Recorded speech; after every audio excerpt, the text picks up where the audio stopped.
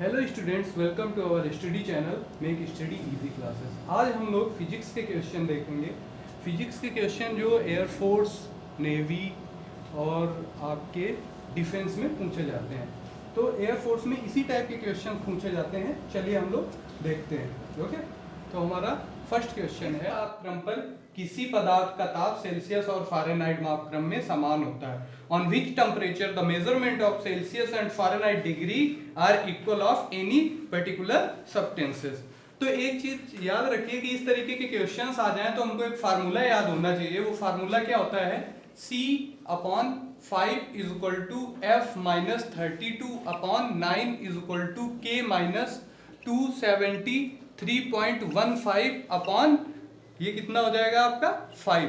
और इसी तरीके से आगे भी हो जाता है, रैंकिन और र्यूमर ले लो तो उसमें भी हो जाता है। तो ये फार्मूला याद होना चाहिए। तो अब जैसे इन्होंने सेंटीग्रेड और फ़ारेनहाइट के बीच में रिलेशन पूछा हुआ है तो हम लोग ये दोनों पिक कर लेते हैं। ठीक है, तो C upon 5 is equal to F minus 32 upon 9 हो जाएगा। ओके स्टूडेंट्स, अब इन्होंने बोला है कि C और F मतलब सेंटीग्रेड और फ़ारेनहाइट बराबर होने चाहिए। तो हम इसको सॉल्व कर लेते हैं। तो ये कितना आ जाएगा? C अपॉन 5 माइनस इसको F को भी C कर लेते हैं, C minus 32 upon 9 cross multiply हो जाएगा। 9C is equal to 5C minus 5 2 जा 10 5 3 जा 15 1 16। ये कितना हो गया? इस तरफ आ गया तो 4C हो गया और ये 1 माइनस 60। ये 4 जो होगा वो अपॉन में चला जाएगा तो ये कितना आ जाएगा? 4 4 जा 60 मीन्स माइनस 40। तो माइनस 40 डिग्री पर क्या होगा कि सेल्सियस और फ़ारेनहाइट जो होगा उसका जो ये होगा क्या, ताप मतलब क्या होता है? टेम्परेचर, वो बराबर होगा। तो इसका ऑप्शन कौन सा सही हो जाएगा? B number. ये जो फार्मूला है, ये फार्मूला एक ट्रिक से भी हम लोग लर्न कर सकते हैं। वो ट्रिक क्या होती है? सबसे पहले सी लिखते हैं। अगर सेंटीग्रेड उसमें रखना है हम लोगों को मेजरिंग स्केल में, तो सबसे पहले सी लिखेंगे। क्या लिखेंगे? सी लिख लेंगे। और सी के बाद में क्या लिख लेंगे? फिर सी के बाद में हम लोग लिखेंगे आइस पॉइंट। ठीक है, एक आइस पॉइंट होता है जिसको बोलते हैं बर्फ बिंदु या जमाव बिंदु बोल देंगे। और दूसरा जो होता है वो आपका क्या होता है? वो होता है आपका स्टीम पॉइंट मींस भाप बिंदु। तो सबसे पहले सी लिखा, सी के बाद में क्या किया हम लोगों ने? लिख लिया आइस पॉइंट वाटर का, 0 होता है upon steam point minus water का आइस पॉइंट 0। अब F का क्या होता है? फ़ारेनहाइट में जो वाटर का आइस पॉइंट होता है वो 32 फ़ारेनहाइट होता है और जो स्टीम पॉइंट होता है वो कितना होता है? 212 माइनस 32। ओके, अगर केल्विन में करेंगे तो K माइनस 273.15 अपॉन 373.15 माइनस 273.15। इसी तरीके से रैंकिन का ले लेंगे तो रैंकिन का RA माइनस रैंकिन में जो आइस पॉइंट होता है वो कितना होता है? 492 डिग्री रैंकिन होता है। और ये कितना हो जाता है? 672 माइनस 492। और ये कितना हो जाता है? र्यूमर का हो जाता है R माइनस 0 अपॉन 80 माइनस 0। जहां पर ये जो होता है इसको क्या बोलते हैं? इसको बोल देते हैं हम लोग स्टीम पॉइंट मीन्स भाप बिंदु। और ये जो होता है ये वाटर का होता है क्या? ये होता है वाटर का जमाव बिंदु या फिर क्या बोलते हैं इसको? Ice point. Ice point. Okay, तो इसको जब हम लोग सॉल्व करते हैं तो ये क्या बन जाता है? ये आपका ऊपर वाला फार्मूला आ जाता है। ओके, तो ये फार्मूला याद रखते हैं। इस वाले फार्मूले से अगर पूछ देंगे कभी आपसे कि सेंटीग्रेड में ये टेम्परेचर है तो फ़ारेनहाइट में क्या होगा, तो ये दो पिक कर लेंगे। अगर बोल देंगे कि सेंटीग्रेड में ये है और केल्विन में क्या हो जाएगा, तो ये दोनों पिक कर लेंगे। इस हिसाब से इसका जो ऑप्शन सही हो जाएगा वो क्या हो जाएगा? B number. सेकेंड क्वेश्चन है, प्रिज्म द्वारा विचलन सबसे कम होता है, deviation through prism is least in. तो इसके लिए आप देख लो थोड़ा डिटेल में। जैसे ये प्रिज्म हो गया और कोई लाइट इंसिडेंट हो रही है इसमें, ठीक है, तो इसको जाना तो ऐसे चाहिए। कैसे जाना चाहिए? ऐसे निकल जाना चाहिए, है ना? लेकिन ये क्या हुई? थोड़ी डेविएट हुई। डेविएट मतलब विचलित हुई। ठीक है, तो वो क्या हो जाती है? स्कैटर हो जाती है 7 कलर्स में। ठीक है, वो 7 कलर्स जो होते हैं वो कौन कौन से होते हैं देख लो। ये हो गया विबग्योर में, विबग्योर,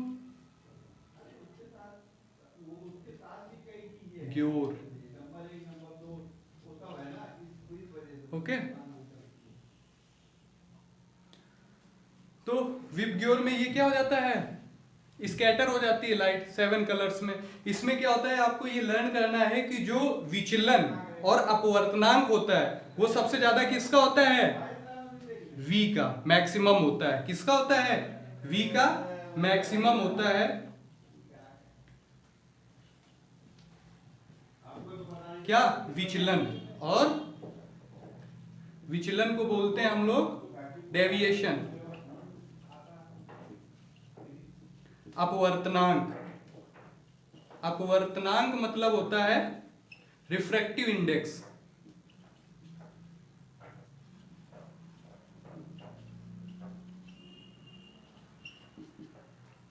ठीक है, ये मैक्सिमम होता है, और मिनिमम जो होता है वो किसका होता है, रेड का, रेड का मिनिमम होता है। ओके, ये विचलन और अपवर्तनांक जो होता है वो मैक्सिमम होता है किसका, V का। V मतलब क्या होता है, वैलेट, वैलेट मतलब बैगनी, और मिनिमम जो होता है वो रेड का होता है, रेड का मतलब लाल का। ठीक है, विचलन और अपवर्तनांक। और जो वेवलेंथ होती है और वेलोसिटी होती है वो सबसे ज्यादा रेड की होती है। रेड की क्या होती है, रेड की मैक्सिमम होती है। वेवलेंथ मतलब तरंग दैर्घ्य, और आपकी वेलोसिटी मतलब वेग।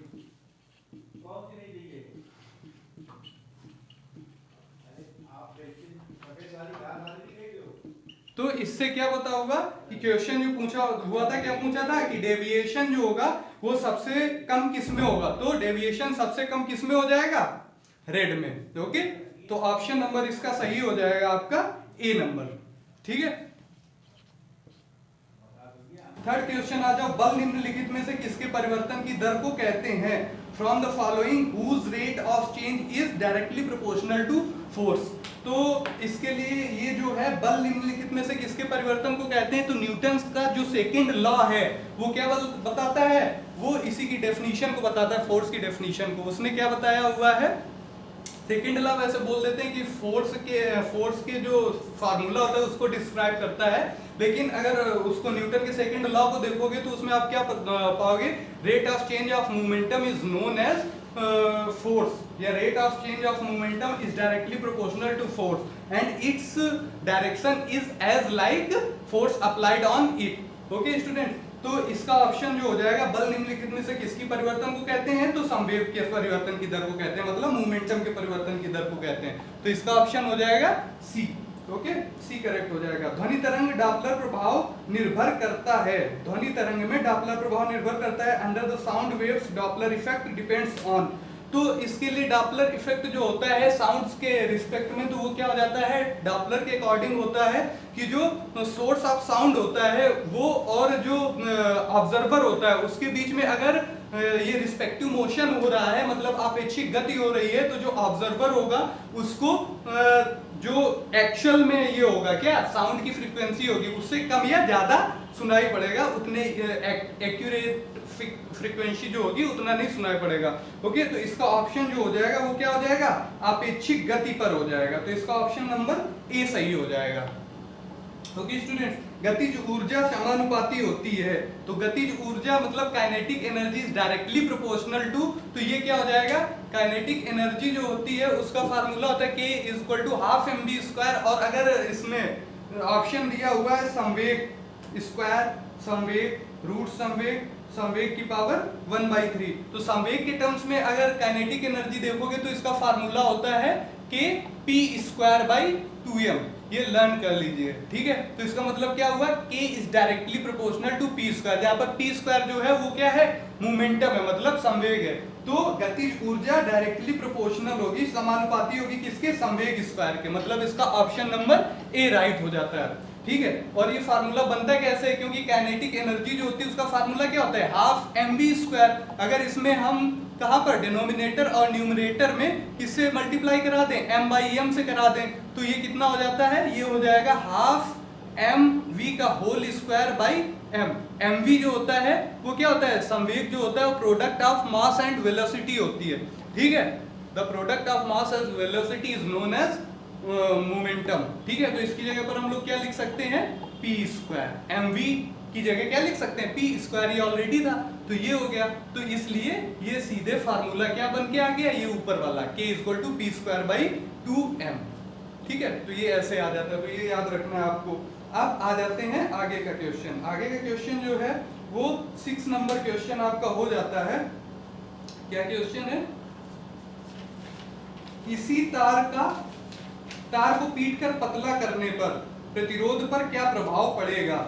अगर तार को पीट कर पतला करेंगे तो उसका जो वो होगा क्रॉस सेक्शनल एरिया जो होगा वो कम हो जाएगा, और इसमें एरिया और प्रतिरोध मतलब क्या होता है, रेजिस्टेंस से रिलेटेड जो फार्मूला होता है वो क्या हो जाता है, वो फार्मूला हो जाता है आपका R equal to rho L by A। अगर ये क्रॉस सेक्शनल एरिया कम हो रहा है, क्या हो रहा है, कम हो रहा है, इनवर्सली प्रोपोर्शनल हो जाएगा, ये कम हो रहा है तो फिर R क्या हो जाएगा, बढ़ जाएगा, है ना। ये कैसे, जैसे ये सपोज करो कि ऊपर जो है 10 रखा होगा, ठीक है, कोई भी वैल्यू होगी वो अगर कम होगी तो फिर ये प्रोपोर्शनल वाला क्या हो जाएगा, इंक्रीज हो जाएगा, ठीक है। तो इस तरीके से क्रॉस सेक्शनल एरिया मतलब तार को पीट कर पतला किया गया तो क्रॉस सेक्शनल एरिया जो हुआ वो कम हो गया, वो कम होगा तो फिर R क्या हो जाएगा, इंक्रीज हो जाएगा, मतलब प्रतिरोध बढ़ेगा। तो इसका ऑप्शन नंबर ए सही हो जाएगा। ओके स्टूडेंट्स, अब आ जाते हैं कौन से 7th नंबर में। एक मनुष्य लिफ्ट पर खड़ा है, लिफ्ट नियर त्वरण मतलब कांस्टेंट एक्सेलरेशन से ऊपर की ओर जा रही है, तब मनुष्य का आभासी भार मतलब अपेरेंट वेट जो होगा वो क्या होगा। तो ये चीज याद रखिए कि अगर कांस्टेंट एक्सेलरेशन से ऊपर जा रहा है कोई भी ऑब्जेक्ट तो फिर क्या होगा, उसका जो अपेरेंट वेट होगा वो बढ़ा हुआ प्रतीत होगा, ठीक है। और अगर कांस्टेंट एक्सेलरेशन से नीचे आ रहा है ऑब्जेक्ट तो उसका जो अपेरेंट वेट होगा वो क्या होगा, एक्चुअल वेट से घटा हुआ वो होगा, प्रतीत होगा। और अगर कांस्टेंट वेलोसिटी से ऊपर या नीचे जा रहा है तो अपेरेंट वेट जो होगा वो क्या होगा, वो एक्यूरेट वेट के इक्वल होगा, ठीक है, या एक्चुअल वेट के इक्वल होगा। और अगर डोरी टूट जा रही है लिफ्ट की तो जो ऑब्जेक्ट का वेट होगा वो क्या हो जाएगा, 0 हो जाएगा, ठीक है। तो इसमें बोल रहा है कि कांस्टेंट एक्सेलरेशन से ऊपर जा रहा है तो इसका एक्यूरेट अपेरेंट जो वेट होगा मतलब आभासी जो भार होगा वो क्या होगा, तो वो वास्तविक भार मतलब एक्चुअल वेट से बढ़ा हुआ प्रतीत होगा। तो इसका ऑप्शन कौन सा सही हो जाएगा, वास्तविक भार के बराबर वास्तविक भार से अधिक, मतलब ऑप्शन नंबर सी सही हो जाएगा। कौन सा सही हो जाएगा, सी नंबर। अब अगर 8th नंबर आ जाओ, एक पिंड h ऊंचाई से गिरकर 3/h ऊंचाई पर आता है, an object falls from h height to 3/4h height, then इस स्थिति में इसकी स्थितिज ऊर्जा गतिज ऊर्जा में अनुपात होगा, then in this situation what will be the ratio between 10 रहा होगा। और ये पहले जो था ये 5 था तो ये कितना आ रहा है, रेजिस्टेंस जो है वो कितना आ रहा है, 2 आ रहा है। अभी अगर A जो है वो 2 हो गया, ठीक है, तो अब कितना आ जाएगा, अब जो ये हो जाएगा आपका क्या, रेजिस्टेंस वो 5 हो गया। मतलब अगर नीचे वाला point potential energy and kinetic energy, तो इसके लिए आपको क्या सिंपल सा एक फार्मूला पता होना चाहिए। क्या काइनेटिक एनर्जी का जो फार्मूला होता है, क्योंकि रेशियो हमें किसका निकालना है, स्थितिज ऊर्जा और गतिज ऊर्जा का। तो स्थितिज ऊर्जा जिसको बोलते हैं हम लोग क्या, पोटेंशियल एनर्जी, और गतिज ऊर्जा जिसको बोलते हैं काइनेटिक एनर्जी, ठीक है, potential energy and kinetic energy. इसका फार्मूला क्या होता है पोटेंशियल एनर्जी का, mgh1 कर लो, अभी बताएंगे कि यहाँ पर mgh1 क्यों किया। और काइनेटिक एनर्जी का जो फार्मूला होता है हाफ mv²। अच्छा एक चीज और देखिए, जो इक्वेशन ऑफ मोशंस होते हैं उसका जो थर्ड फार्मूला होता है वो क्या होता है, v² = u² + 2gl। और कोई भी ऑब्जेक्ट जब ऊपर से फेंका जा रहा है या छोड़ा जा रहा है तो स्टार्टिंग में जो उसका वो होगा क्या वेलोसिटी होगी वो जीरो होगी। u जहां पर क्या होता है इनिशियल वेलोसिटी, मतलब स्टार्टिंग का जो वेलोसिटी होती है, तो ये जीरो कर दिया। और v क्या होता है फाइनल वेलोसिटी, तो फाइनल वेलोसिटी हमें पता नहीं, तो ये ऐसा ही रख दिया प्लस 2gh। तो हम लोग v स्क्वायर की जगह क्या लिख सकते हैं 2gh, ये रख सकते हैं नहीं रख सकते हैं। तो v स्क्वायर की जगह पर अगर हमने mgh1 लिखा ऊपर वाला और v स्क्वायर की जगह 2gh लिख लिया तो कोई दिक्कत, 2gh की जगह h2 कर लेते हैं। ये क्यों किया अभी आगे डिस्क्राइब करेंगे। ये से ये कट गया तो ये क्या आ गया mgh1 upon mgh2। Okay students, अब एक चीज समझिए, जो स्थितिज ऊर्जा में एनर्जी जो वो होती है एग्जिस्ट होती है, वो किस वजह से एग्जिस्ट होती है, क्योंकि हाइट की वजह से। तो नीचे से जो हाइट होगी वो स्थितिज ऊर्जा में ली जाएगी, ठीक है। तो नीचे से जो हाइट हो रही है वो कितनी आ रही है 3/4h ऊंचाई पर आ जाता है। कोई भी ऑब्जेक्ट जो हुआ वो नीचे से 3/4h ऊंचाई तक आ जाता है। तो यहाँ पर h1 की जगह हम लोगों को कितना लेना चाहिए 3/4h। ओके, इतना क्लियर हो गया। और H2 जो है वो किसके लिए यूज हुआ है काइनेटिक एनर्जी, मतलब गतिज ऊर्जा के लिए। गतिज ऊर्जा के लिए जो एनर्जी जो एग्जिस्ट होती है वो किस लिए होती है गति की वजह से होती है, ठीक है, मींस मोशन की वजह से होती है। तो ऊपर से जिस पॉइंट तक आई है वो वाला H2 लेना होगा।